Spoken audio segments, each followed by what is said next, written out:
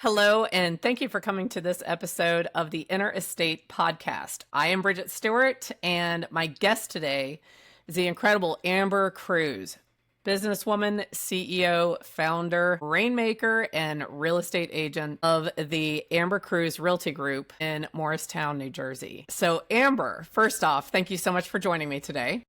Of course. And we are going to talk about one of my favorite topics and concepts, the power of manifestation. And I happen to know that the power of manifestation has created incredible things in your life, both in your business and in your regular life. And I can't wait to discuss this with you. Could you go ahead and share with everyone, Amber, what does the power of manifestation mean to you? Thank you so much for having me, Bridget. I'm excited to be here. The power of manifestation is deeply meaningful to me. I have been on this journey of even figuring out what that even meant for so long, probably 8 to 10 years now. And it moves mountains and it's changed my life in a significant way. I have more to share, but I kind of started my journey as an entrepreneur with very humble beginnings, like on my mom's couch, right, as a single mother. And I used to cry myself to sleep at night knowing like there's more in store for me. Right. I know that this isn't where I'm supposed to be. And so it started with just trying to eliminate limiting beliefs for myself. And it literally has changed my entire life, just manifesting. And the power of it is so unbelievably real. When you just mentioned that, and I hope everyone caught it, so you started from humble beginnings when you went on the journey of becoming this entrepreneurial businesswoman that specializes in real estate, but you're an entrepreneurial businesswoman and business owner. You start from humble beginnings, crying yourself to sleep at night, and yet there was a voice in your head that was saying, Amber, there is more than this. You are meant for more than this. You deserve more than this. You can do this. Where did that little voice come from, and what did you do to turn up the volume on that voice so you started listening more to that voice than, say, the reality of hard situations you were facing? How did you do that? That is a good question. For me, others might call it the universe, but for me, and all intents and purposes, God has definitely guided my steps. Yes. And if anyone thinks they're here alone, they're not. We're so blessed to wake up today, right? We're so I know. blessed to have another shot at this, right? No matter where you are. My testimony started like, how did I start this? Yes, it was a voice in my head, literally, that just didn't go away when I'm alone and I went through a breakup. The long story short of it was that I was getting married to my high school sweetheart after college. We planned our son. Everything was wonderful. We got engaged on his first birthday. Like we planned our life by design. Everything was great until it wasn't, right? Right. And then I was an adoption worker who hated my job because it was depressing, so depressing. Yes. Kids on my caseload almost passed away. And I didn't want to be the one who has a say on if someone deserves to be a parent or not anymore. Right. It was depressing. So I didn't like to go home after work. I didn't like to go to work. Everywhere was just depressing. And I said, Right. God, please guide my steps. I need something different. And then I just let go and let God. So when the relationship unraveled, of course it was devastating, but I know that I prayed for God to just guide my steps. I don't know where I'm going to go, but having that faith to know, even though I don't see the path, but knowing that God has it all laid out for me, that is what helped me change. That's where it started, right? Right. And that really is what I followed. So fast forward to being on my mom's couch, and I'm like, okay, I'm going into real estate school, Mom. I have this dream. I don't even know anyone in my family who's a realtor. I don't know anyone who really owns homes, but this just seed came into my brain, and I'm just going to play it out, Mom. Right. Yes. And thank God for her. As a child, my mom and my grandma were the strong women in my household. And I used to see them work their butts off, right? Or in different fields. My mom would work all the time. My grandma helped take care of me. And one thing I realized, just to kind of circle back, is like my grandma always used to let me play. She would let me play and do whatever I wanted to do, play whatever I wanted to be, whether it was playing cooking or teaching or church. Like she would just let me be. And I feel like that started to like build me up so that when I got older, I knew I can be whatever I want to be. Like I was Right. never that child who was full of self-doubt. I was in drama club. I won the Yes. prettiest in school. I was in the plays. I knew I was going to be somebody. I didn't know exactly what it Right. would be, but I knew it. And doing that with children and letting them be who they want to be, even in simple terms of play, has a Yes. dramatic impact on their self-confidence. It's powerful. So that's where It it really really is. started. I knew I'm on my mom's couch right now, but I know I'm not going to stay here. Stay there. That's right. Yeah. There was no thought that this is where my life was going to end. And so that's Correct. where the self-esteem, it never fizzled away. That's really remarkable. That was a gift that your grandmother and mother gave you, is that you were strong in your self-perception and in your self-value, regardless of the immediate circumstance. Yes. That's a real gift that you had, for sure, Thank that you you. received. And so you're there and you're like, Mom, I'm going into real estate. And you took the plunge. Tell us a little bit about the opening chapter of being a practicing real estate agent. Our industry, by the way, is known for having a very high churn rate out of all industries. So can you share with people a little bit of that beginning stages? Yes, yes. And for me, like when I internalize things or manifest things, it starts off, I kid you not, as like butterflies in my stomach. Mm-hmm. Literal physiological response to what's going on around me. So I remember being in real estate school and he would describe, my son's a realtor and he's successful, and yeah, he works with he has like a high fee at his office, but when he makes $60,000 a month, he doesn't care about that. Like he's a go-getter and he's driven. As I'm going home to my mom's couch that night, like I would eat up every story he gave us about his family growing up on a dairy farm and humble beginnings and success. And I would just like have those butterflies, like, ooh, I would love to do that. Not for the dollar signs, because that was a number that I probably made in a year. $60,000 was like my salary. That was like almost unbelievable in my head, almost. But it gave me butterflies to think, like, even if it was a fraction of that, right? Yes. Even if I eventually got there, the thought that there was no cap on income potential to take care of my son, Yes. that is what really started to drive me, because I was working for the state, right? I was on a little hamster wheel. And you make what you make. There's nothing we could do. The governor had us on a income freeze, and it was what it was. Right. And with salary, it doesn't matter if you work your 8 hours or if it turns into 12. You get That's what you right. get. Yes. And I didn't like that. And so I am the first entrepreneur in my family. I'm also the first person to go to college in my family. So I knew that I was a little bit different, and my family encouraged and supported it. They didn't tell me what to do because they didn't know, but they're like, you're going somewhere. Go, Amber, go. Right. Right. And that's all I needed. So as an early entrepreneur in real estate, I joined a team and I got to be among people who were among the best early on. So I got to witness top teams perform at a high level. And I remember I got my first 3 deals under contract in my first 30 days. And I was like, okay, I can do this. This is right? amazing. Yes. This is amazing. Which, by the way, great start. Yes, that's right. And then my team lead said, yeah, but it's not always going to be this way, Amber, just so you know, right? He would humble me a little bit. And I said, okay, that's fine. So anyway, I learned a lot from the team. I was on a team as a buyer specialist for over 2 years. I finally got enough money to move out of my mom's house. So within the first 2 years of real estate, I was doing pretty decent, where I saved enough money to move out in my apartment with my son. So I was so excited. But I was a part of this multi-million-dollar producing team. And I qualified for low income housing. So it was like it was an oxymoron, because it's like, we're in the newspaper, we're selling multi-million-dollar homes, we are doing all this production. But to be honest, it was the team lead who was the successful one. And then everyone else had a second source of income, or a spouse, or alimony, child support, or another side hustle. And I was the only one on the team who didn't have a spouse. I didn't have anybody. I didn't have a safety net or anything. So it built a hunger that I couldn't even believe. Like, I gotta sell these homes. I have to close on these homes. I have to pay rent, my $700 rent at my low income housing that I qualified for, because the beginning is the beginning, and you don't make a ton of money. You don't always make a ton of money, but you have to stay focused. Right. So it caused me to know, like, I have to stay hungry. I don't care how much the check is on closing day. I got to wake up the next day and pretend I have nothing. And I'm never going Yes. back to my mom's couch. That's right. Yes. Never. Yeah. So fast forward to that. I'm in about 2 years of being on the team. Then he actually let me go. And I was devastated again because I'm like, why? I was doing so great. I was selling more homes than anybody else on the team, right?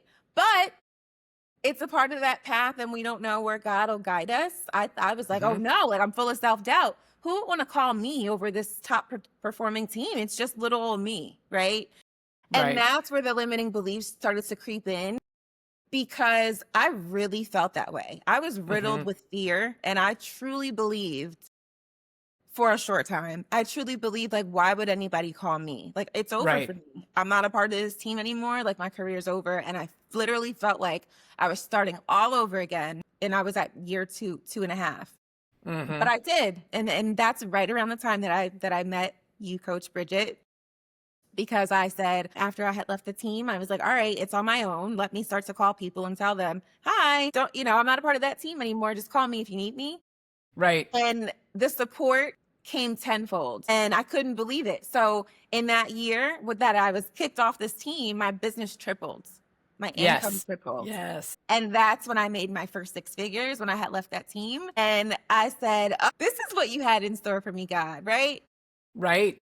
And that's when I knew that this is the chosen path for me and for me to take care of my son. It is really remarkable that oftentimes in that, I'll call it a dark moment where you think, what on earth? When things don't make sense, right? You're like, I'm one of your top producing agents on the team. Why on earth would you ask me to leave? And you were engaged, working it. You were committed to the buyers having great experiences. You were really playing all in. And so it makes no sense, right? You would think, why would that happen? And like you said, look what God had in store for you to triple your business in that first 12 months of stepping away, having the moments of self-doubt and then saying, you know what, self-doubt, I'm still going to take action. And you kept talking to people, right? So that is really remarkable. Total time in real estate. Share with everyone, how long have you been in real estate? So how long has this story been? This story has been growing since March of 2017. So I've been in real estate for over 8 years, about almost 8.5 years. And you've alluded to success after leaving the team, but go ahead and share with people your team now, how many people are on your team, and share a little bit about Amber Cruse Realty Group. Then we're going to go right back into how the manifestation path, led you here. But where are you today? So today, Amber Cruse Realty Group is made up of 10 dynamic, hardworking individuals. We are go-getters. We are providing white glove service to our clients at a very high level. Career-wise, I'm close to about 90 million in sales for my career. And so we consist of agents, and we have an entire web of how our team is designed to help our clients. So we have 5 admin and 5 agents, and we're growing very, very quickly. We have clients that are amazing people and in all walks of life, and we help the first-time home buyer, the investor, professional athletes, and doctors, and lawyers, and family members, and church and business owners. It's really been such a blessing to just get to connect and meet people who are like-minded in different fields, and to just have it blossom and grow, where now, like, the sky's the limit. Celebrities are our clients and musicians, and it's amazing. And so we've also grown to be on House Hunters. So we were on HGTV and OWN, and the blessings just continue to pour in, and we just continue to come with a servant's heart. That's how the blessings start, and that's how they end. You have to become like serving people at a high level. I don't do any of this to just say, oh, I got this check at the end of the day. Because what I also have learned is that doesn't mean anything, It's not satisfying. It's not. It's satisfying, fleeting. It's like a fleeting satisfaction that dissipates like morning fog, right? But it's not that lasting, building something of significance, something that will be a legacy, right? And to mention, you are currently with Keller Williams, Morristown, New Jersey. However, your team covers New Jersey and Pennsylvania. So you've even expanded geographically. right? Yes. Just through the natural needs of your clients and wanting Yes. to serve as many clients as possible. All right. Absolutely. So everyone that was listening now has that from mom's couch to 10-person team, expanding, now covering 2 states, staff, you're creating wealth building opportunity and successful careers with everyone that's on your team. Right. Okay. So now let's go back to straight out of the gate, 2 years with the team, learning, grooving, growing, and then you're out. Great, triple the first year. So let's see, Amber, does that just mean that everything's been uphill, lollipops and roses in the last 5 years? Has everything just been perfect Not and quite. easy? Not quite. That's right. Yeah, yeah. I wish it was like a linear path to success, but Right. we know that. If you don't know, please know that this is definitely, you'll still get there, but know that it's not always just this one direction, one-dimensional state of growth. It definitely Mm-hmm. comes with challenges, but honestly, it's part of the beauty. Like, I have been so obsessed with how God is guiding my steps. Even when a challenge comes, even when I get a no or it seems like rejection, I also have shifted my mindset to know like rejection is literally protection, right? Yes. And you don't even know Yes. what it could be from. You don't know, but you have to go with that, right? So I have 5 siblings. One of my younger sisters was upset that she didn't get a job, right? And it was at the grocery store, has certifications. She did not belong at the grocery store, right? That wasn't even what her field was going to be. She just Mm-hmm. applied for a job and she was so upset. And I had this conversation with her and said like, well, what's your ultimate goal? And part of it was, of course, to make some money. She's only 20. Working at this specific grocery store, that was never even a part of your vision, your path, your goal. So that's just God saying like, nope, that one's not where you're supposed to be. Just follow where I guide you and trust that I have your best interest at heart, right? Be a good person and pray and be grateful for what you have in the hallway. I Mm-hmm. have a huge sense of gratefulness before the yeses happen, before the deals close, before anything even happens. Like, I literally think out in the hallway. I journal about things before they happen in the hallway. I visualize things before they happen. So much so that when it does happen, it's like manifestation complete. Like, thank you, God. And Right. I cry a lot about it because sometimes it's so powerful that it's like mind blowing, but it's real. It's real. And so to answer that question, I just allow any rejection, any no's, anything that crumbles, anything that changes to say, oh, this person wasn't supposed to be here for the next steps, or this wasn't my client, right? Yes. We weren't going to mutually benefit from this Right. goal. And it's okay. Everyone's actually not supposed to be my client. I don't want every single person in the state to be my client. To Right. be honest, I want people Right. like me, right? I want people that are more like me, mindset wise, in so Mm-hmm. many other ways. In the core values. Core values, 100%. Yeah. Yes, yes. So at the end of the day, I allow any no's that I get. I let my mindset be strong enough to know, like, I'm not going to get upset about it. That literally was not where I'm supposed to go. Thank you, God, for guiding me. That's amazing. Right. So it turns every answer into a gift. Such The a gift. answer is just the clarity and the answer. Yes, 100%. So you sell real estate, right? Yes. You have also been buying real estate. So when I think about you, I think about how you manifested home ownership, wealth building, investment properties, many different aspects of buying what you sell, and the impact that would have on your son and future generations, and frankly, even your younger siblings and the rest of your family, right? So you are buying and owning real estate as well. Yes. How important was the power of manifestation in terms of not just what you were selling, but also what you've been buying? Ooh, that's a good question. So I manifested every single thing down to the ring on my finger, and I'll give you the scoop. Yes, give us the scoop.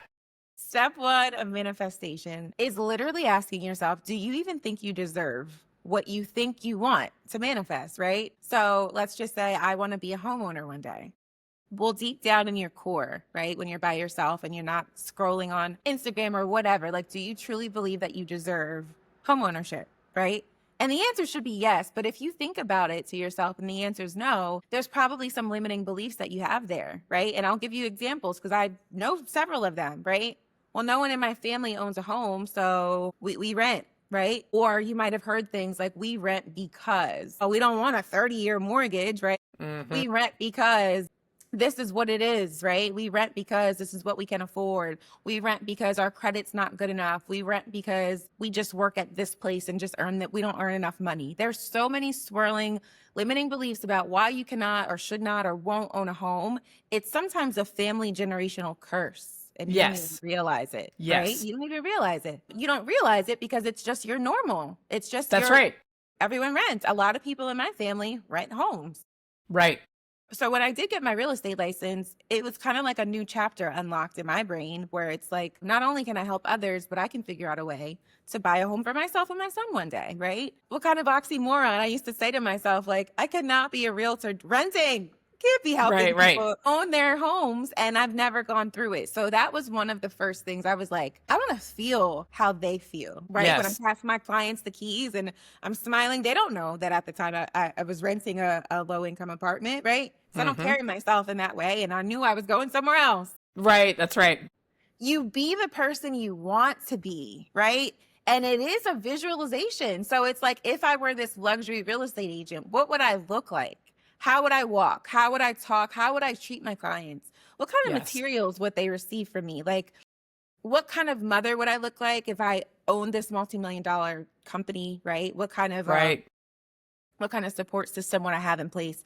Just truly visualizing all of that. So for me, living in my apartment, I knew I'm going to own a home. I just got to figure out where. So I started to drive around different neighborhoods, doing research on schools. And I found a small little cul-de-sac of homes. And I'm like, I felt the butterflies when I pulled up in the neighborhood. Right. And I was like, God, I don't know what it is about this street. I'm raising my son here. This is where I'm going to buy a home. And to be honest, there was one home on the market that I saw in that street, but it quickly went under contract and sold even before I was pre-approved. So it was gone. But I didn't let that stop me, of course. That's right.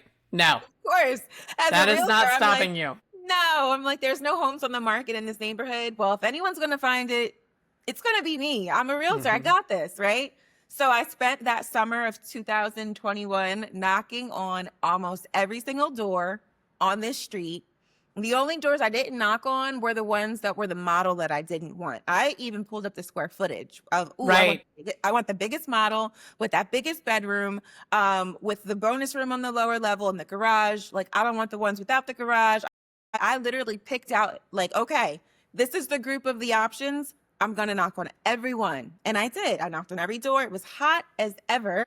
All right. Might have been sweating, had a little, cloth in the car. And I just showed up with energy and enthusiasm and just like, hi, I'm Amber, right? What's the worst thing they can say? That they don't want to move. Right. And that was okay with me, right? So even before I knocked on the door, though, I prayed on it. And I'm like, thank you, God, for today. Thank you for blessing me. I am finding my new home today. I'm going to knock on every door and every model that I would see my son in. And God, just guide my steps and show me which one is for me. I am not leaving this neighborhood until I talk to every neighbor. I am not leaving this neighborhood until I get a lead or something where someone may actually be thinking about selling. Like, I knew this is happening. I would say it all the time. This is where my son is going to catch the bus because I saw where the bus stop was. The bus stop, yes. I saw the bus stop. I said, I even made jokes like, I'm going to have this 3-story townhouse. I'm going to be, going up the steps will be a exercise for me. Like, just doing all the things. And then I found a neighbor. And I was talking to the neighbor and she's like, I'm actually thinking of selling. And I think the woman next door, she has tenants. She might be thinking of selling. Do you want me to ask her? And I'm like, right, this is the butterflies happening where it's like, this is what I came here for. Absolutely. Right. And so I tried to help her find a home, happy with positive energy and enthusiasm. We didn't quite find one for her, but she was honest, like, I probably am not moving, but let me talk to the neighbor. Their lease was ending in October, November. And it was in the summertime. And I'm like, I don't care. That's wait. Right. Yeah, you can wait. Let's make it happen. We'll go under contract and we'll close when the tenants leave. And in the meantime, but before I spoke to the woman, like, she's going to sell this home to me. This address is my home. I would just kind of like repeat it over and over and just journal over and over. And we got a yes. We closed that November, and that was my first home purchase. Right. And I was so grateful, so It was grateful. so exciting. So exciting. Became a homeowner, was my own realtor. My son and I, we have a picture with my key. I could cry. Mm-hmm. Standing outside the house, and we were just so excited. I know. I know the picture. We were so excited. It was just like, what a dream come true that I could Yeah. leave this low income. It was a beautiful new construction low income house. Let me be clear. But Right. what a blessing that I no longer qualify for low income housing. That's right. That I Yes. can, like, pay my own mortgage and and I'm comfortable paying my mortgage where I know God is going to guide us and take care of me and my son. So Right. that was like another chapter unlocked, and this was in 2021, and it was just like, okay, let's go, right? Right. And the energy and the hunger and the fire ever burnt out. I don't care how much money was in the bank. I just pretended that it wasn't there because That's right. it doesn't matter. That's yesterday's closings or whatever, right? Being an entrepreneur means you have to always go forward facing and say, I need, right? Sometimes it's scary. I'd say, okay, today's June. I don't know how I'm getting paid in August. That's right. Yes. But right? you keep the focus on it. You keep the focus on it. And you find the people to help. That's always what happens. Anytime I get worried about, do we have enough closings lined up? God always provided a way. I would just stay focused in my lane. Just keep doing the things that I've done. Right. Keep talking to people, keep going, and I would get it together. So that always has happened. And then house number 2 came about as I was reading Rich Dad, Poor Dad. Yes. And I was reading that book, amazing book. And I was reading the chapter about opportunities are everywhere. And I remember having a listing where they said, hey, can you help us sell our home? You know, we're going through a breakup. We want to get this sold. And I had 13 offers on that property, right? And all of them were investors. And I was just thinking in my head as I'm reading that book, like, opportunities are everywhere. Yes. Yes. Maybe, just maybe, this could be an opportunity for me as well if I were to maybe buy this property and see, right? Yeah. So I spoke to my lender. I didn't even know if my credit score was where it needed to be or the down payment was what I needed. But I was like, can you crunch numbers for this property? That book just continued to say, like, it doesn't matter what other people say. Invest in areas that you're smart, that you understand. And this was right. Real estate. Yes. Like, I don't know a ton about the stock market and this and that, but one thing I do know is real estate. And I knew if 14 and 13 investors were looking to get this property, that this was a good property and I needed to pay attention to it. So I was paying attention, crunching numbers with my lender and figuring all these things out. And I've just, for clear transparency, I was the highest offer. I didn't do any finagles. Like, I wanted the offer because I came in strongest, although I was also the agent, but it was a blessing. It was an opportunity. And I purchased that property, and that was house number 2. And we have our tenants in there and they pay the rent every day. And I brought my son and I said, baby, this is our second home. And he didn't understand it at first. Like, we're moving here, Mom. And I'm like, right. So it was a gift to be able to explain, no, baby, like, we own this and it's our investment property. So we'll have someone move in and they'll pay us rent. And this is a way for us to earn money and we don't work for it, right? It works for us. We set it up and then we collect the money. And that was powerful, bringing him through the construction process and him knowing that this is our second property. We won't live here, but knowing that, wow, this is an avenue for wealth. Yes. And his future. And his future. Yes. So that was really powerful in teaching him that. And then that was last year. And now, to kind of sum it all up, now we're manifesting the dream home. So we're... Yes, I think you are. Yes, we manifested the dream home. So now we're going into house number 3. And do you want me to go through the story of that really quick, or how do you want me to? I think it's incredible. And if you are comfortable sharing, I would love for you to share, mainly because one of the things that has happened, and I want people to hear if they're listening to this, is that, yes, you visualize and you manifest and you see things, but you take action. So I want to make sure they're hearing that you take the action as well. So whatever you're comfortable sharing, please share, because I think it's very compelling that if you would share part of that's happening right now as we speak. Yes, absolutely. So I'm manifesting my dream home and I move in less than 30 days of this being recorded. Mm-hmm. So I look forward to hearing this when I'm in the house, Yes. on the deck, looking at the water, listening to me talk and speak life into my future. I can see it so clearly. Yeah. And that is a part of the manifestation. So there is a home that like I've been, I'm engaged now. And I look forward to getting married soon. And my fiance has his home with his children, and I have my home with mine. But there's no way all of us can fit. We're like the Black Brady Bunch. Brady Bunch. Yeah.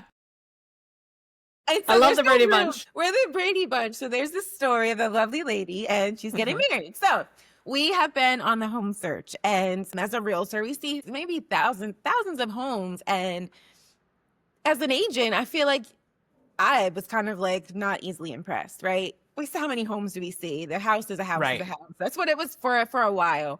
But Right. then a switch went off where I actually the butterflies came again because I've been selling multiple homes in a specific lake community.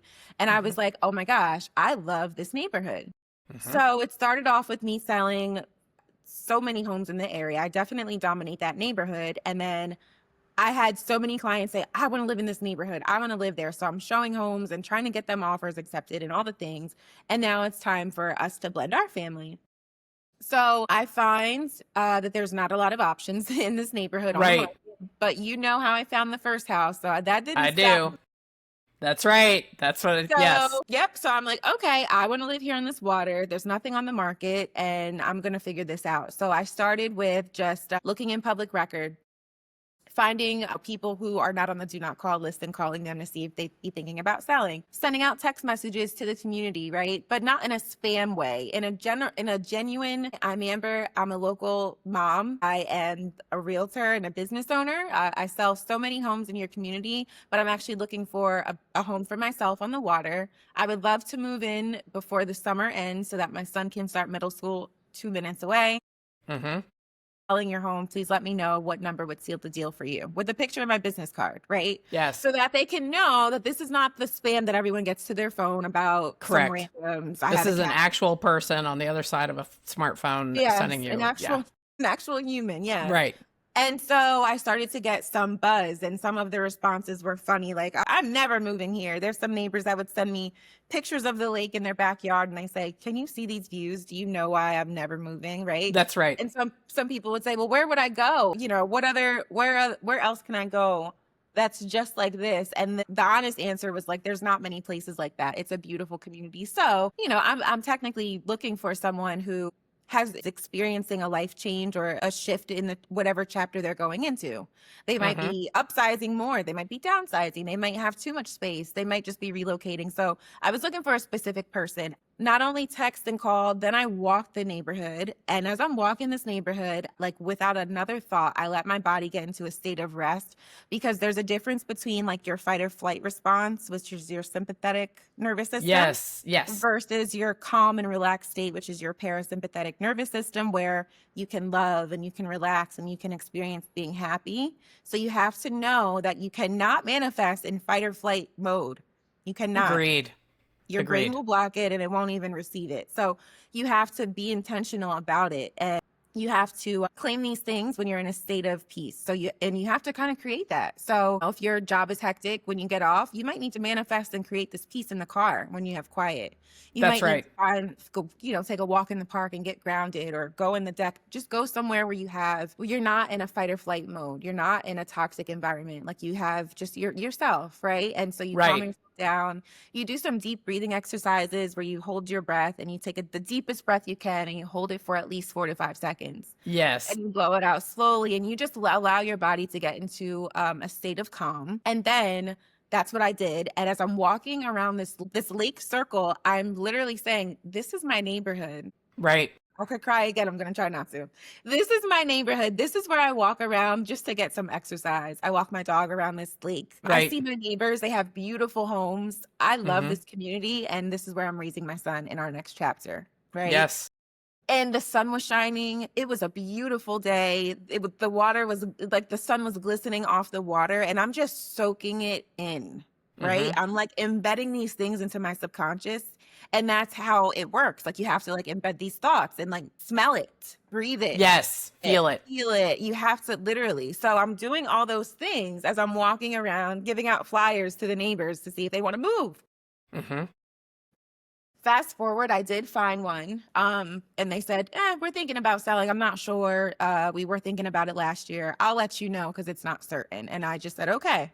So maybe 2 months later, I get a text and said, like, we're thinking about selling. If you're interested, call my wife. I call the wife. It's like a off market opportunity. It's not for sale. It's not on the market. It's one of those Right. off market opportunities where if anyone can make it happen, it's Amber the realtor. That's right. Yes. And so I'm like, that's totally fine. That's great. What number would seal the deal? What do you need? And she was very specific and she said, I need this price with these terms and that's what I need. And I prayed on it. I spoke to my fiance about it. We went to go see it. And when we saw it, it was just kind of like, this is where I'm raising my son. Like the Yes. butterflies came back again. Mm-hmm. Don't ignore your body, right? Don't ignore your Agreed. physical Yes. responses to different things. Like if you feel a certain way when you go a certain place, or like just tune into it and think like, why am I feeling like this right now? Right. For positive or negative, right? If you feel the buzzing of your heart and it's skipping a beat and all you're doing is just walking through a house, that's when you know it's the one. Like, Yes. yes, that's when Yes. you know. And so we saw the house, we wrote the offer, and then an obstacle came. Yes. She told me, I'm going to decide to rent it. Thank you for your offer. I'll let you know if it's available next year, right?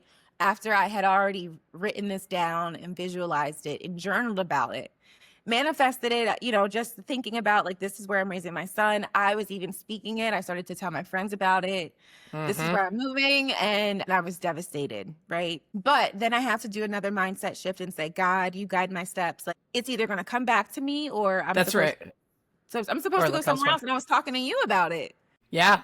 I was talking to you about that. And you said that too. You're like, it's either going to come back or you're going to find something even better. And it was hard for me to believe it in that moment because I was heartbroken. Like, no, why would she rent it? But I Right. had, yeah. And I'm thinking as an agent, like if you have an offer to sell or rent and you decide to rent, like you didn't want to sell. So I had to let go of it being my fault that I didn't get the house, right? That's right. Yeah. Just know that she wasn't ready to sell it to me at that And you time. immediately continued seeking other opportunity. Yes, yes. So I found some other homeowners on the water and I'm checking those out. And then things start to happen in an interesting sequence. I remember I went to preview another one on the water. And as I was literally talking to one of the members of my team, I was like, it was nice, but it wasn't, the one. It just seems like Mm-hmm. it'll be difficult to turn it into the one that I really loved. And as I'm literally saying that, the seller texts me of the beautiful one that she rented. And she's like, look, I don't know what's going on, but the tenants might be leaving early. And this was like 6 days into a year lease that people Yes. don't even break leases. It was a very expensive lease, a very gorgeous home. And she's like, they might want to leave early. They don't even know I'm going to consider the opportunity. But I think, let me know if you're still interested. Are you still interested? Yep. And I'm like, absolutely. And I get all excited again. And then I'm back to my journaling. I'm back to my manifesting. It was to the point where I would, of course, look through photos, but I would take my phone, the video that we took through the house, I would screen mirror it on my 85-inch TV and I Mm-hmm. would just stare at it. And I would think like, okay, I'm walking into my house and this is what I see. Just walking through the house again through video, like pretending I'm there. I was Yes. even thinking like, what direction would my bed face? As That's I'm so in the awesome. bed, trying to wind down for the night. I was like obsessed with the dream, right? And I'm just thinking like, okay, so my bed would be flipped around. Let me just pretend I'm there, and it's been a long Yes. day, and I'm soaking in, like And you're soaking it in, soaking and it in. you are just being present in Yeah, it as yeah. if it is already occurred. As if it Yeah. is already yours and has already happened. And then, yeah, so take that with anything, whether it's the dream job, the dream house, the dream life, and think about like, if I were to live there, what would that be like? And that's what I was doing. And fast forward, they're out of the house. I am under contract. We just had home inspections. Things are moving right along. And like I said, I'll be living in my dream home within the next 30 days. And it'll be a full circle manifestation moment where it was so many tears of gratitude shed Yes. So Yeah. many tears of What gratitude, but also just mind taking blowing. the action and seeing it. Yes. So you know what I'd love to do, Amber? I would love it, and I think anyone who's listening to this recording would also appreciate this. What if we wrapped up now, and would you be a guest again after you've closed on the house? And we'll continue talking about how manifestation, visualization, and action made all of that real. And we could even go into some of the other areas of your life. Would you be willing to come back and share with us further after the closing on the house? Absolutely. Yes. That would be All such a full right. circle moment. I'm So excited. we are going to do that. So again, I am so thrilled, Amber, that you were with us and you shared. This is Amber Cruse, CEO, founder, rainmaker of Amber Cruse Realty Group. They are currently practicing out of Keller Williams Morristown, New Jersey Market Center and in Pennsylvania. And we are all going to be on pins and needles waiting to hear the continuation of the story. Thank you so much for sharing and being our guest today on the Interstate. So I'll reach out to you and you keep me posted on the closing date. Does that sound good? Yes, that sounds great. And if I could just Excellent. wrap up with one little tip as a takeaway for everyone listening, when you're thinking about what's the takeaway from today's podcast, write down your goals and your dreams, read it silently, read it out loud, visualize it, embed it into your subconscious, and then take action. And I'm Perfect. so grateful. Thank you so much for having me, Sounds Bridget. so good. We're going to see you soon with Yes, your new thank you. address. Okay. Yes, thank you. All right.